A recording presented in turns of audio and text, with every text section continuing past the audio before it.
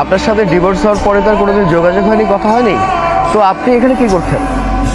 আমি এখানে কি করছি সেটা তো আপনার জানার দরকার নেই, সেটা একান্তই আমার ব্যক্তিগত বিষয়। হ্যাঁ, সেটা আপনার একান্ত ব্যক্তিগত ব্যাপার, আমি ভালো করে জানি। আপনি আমার বন্ধুর সাথে রিলেশন করছেন, তাই তো? আমি একদম ঠিক করেছি। আপনার তো আমাদের পার্সোনাল বিষয়ে এত নাক গলানোর দরকার নেই। আর তাছাড়া আপনার সাথে আমার ডিভোর্স হয়ে গিয়েছে। আপনার সাথে আমার ডিভোর্স হয়ে গেছে, কিন্তু একটা প্রশ্ন সব সময় আমার মাথায় ঘুরপাক খাচ্ছিল।